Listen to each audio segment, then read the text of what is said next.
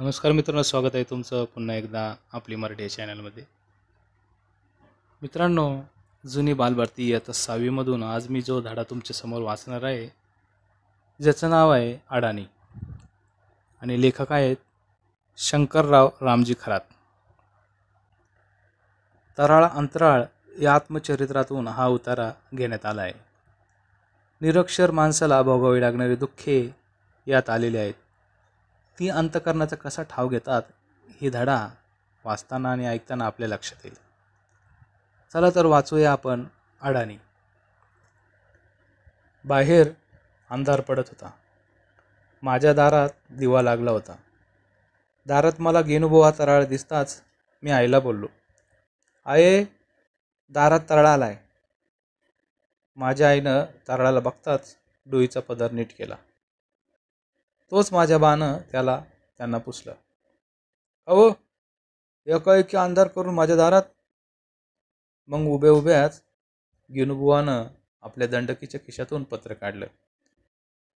ते माझ्या बाच्या हातात देता देता म्हणाला, रामा, तुझ्या नावावर हे पत्तर आलं बघ. माझ्या बापानं तो कागद हातात घेऊन उलटापालटा करून दाराच्या उजाड्यात बघितलं. पुढं अंधारात नजर टाकली. अण्णा चित्तागती झाल्यागत गप्प झाला. माझ्या वडिलांना मी अण्णा म्हणत असे. वास्तविक माझ्या बापाच्या एवढ्या हयाती त्यांना कुणीच पत्र असं पाठवलेलं नसावं. त्यांना कोण कशाला पत्र पाठवणार? काय खबर आली सांगावा आला तर माणसाच्या तोंडीच येणार. तोंडातोंडीचा सांगावा हेच खरं पत्र टपाल. पण पोस्ट कार्डावर लिहिलेलं पत्र माझ्या बाला कधीच आलं नव्हतं.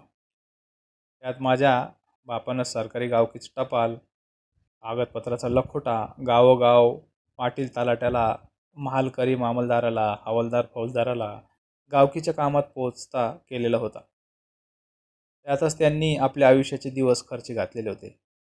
स्वतःला म्हणून कुणाचं पत्र आलेलं नव्हतं हे मला घरात दिसत होतं. त्यांना तसं कोणी पत्र टपाल धाडत नव्हतं. कोणी तसं धाडण्याचं कारणही नव्हतं. त्यात माझी थोरली बहीण पवित्रा नवऱ्याच्या गावी नांदायला होती. पण तिचं काय पत्र येण्याची आशाच नव्हती. आला तर सांगावा, निरोप येणार.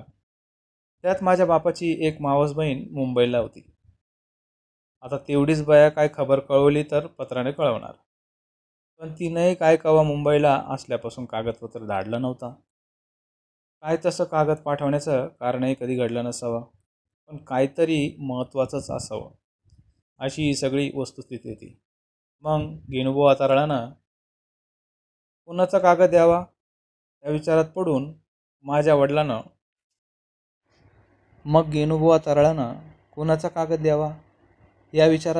माझ्या वडिलांनं अण्णानं लागलीच तराळाला पुसलं.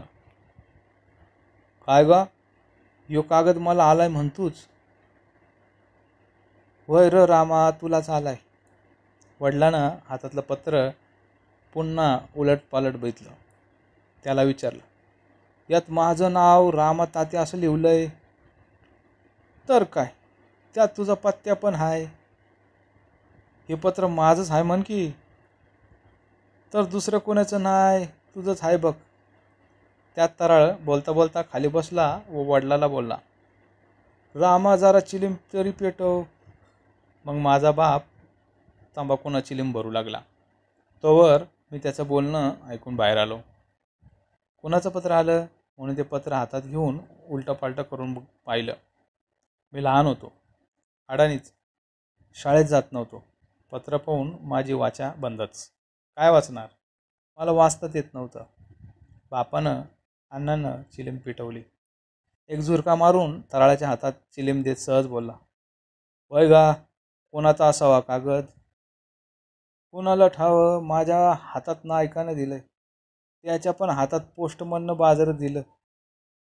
पण त्या नायकाला पोस्टमन बाजारात काय बोलला असेल की.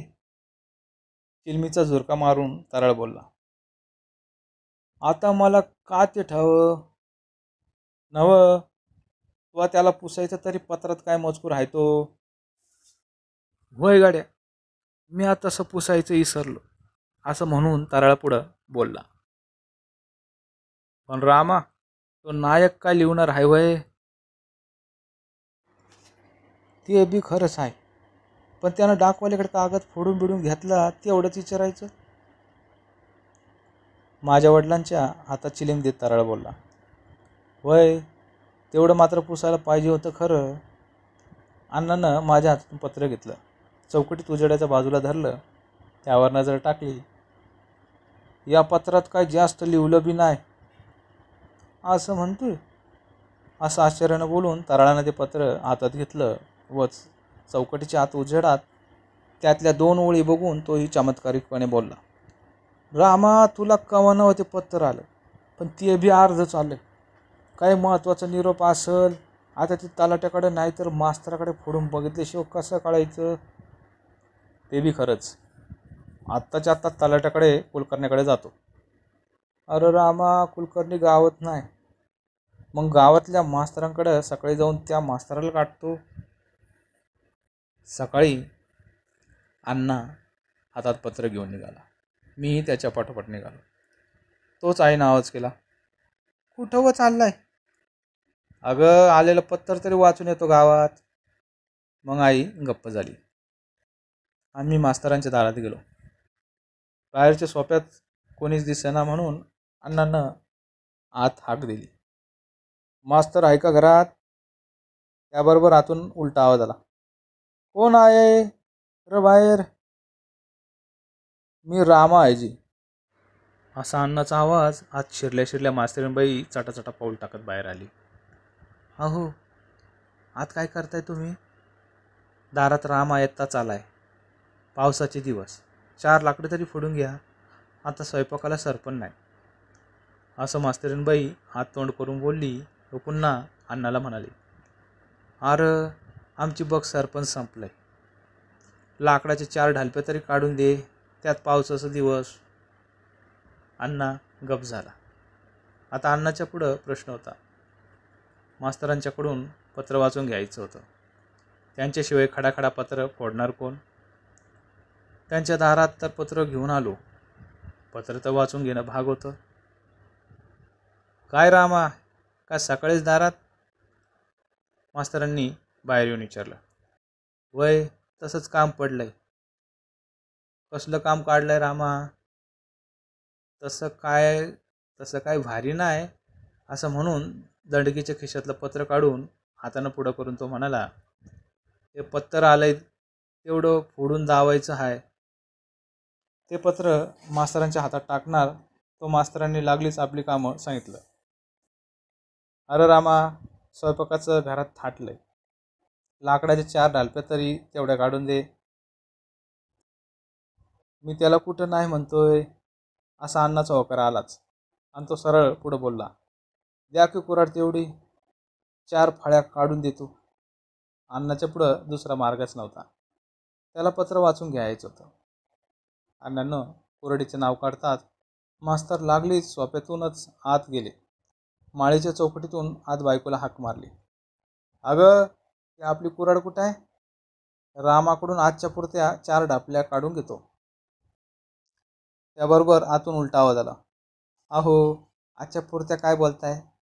4-8 दिवस पुरेल एवढं तरी त्याच्याकडून सरपण फोडून घ्या. तो येताच घावलाय, त्यात पावसाचे दिवस.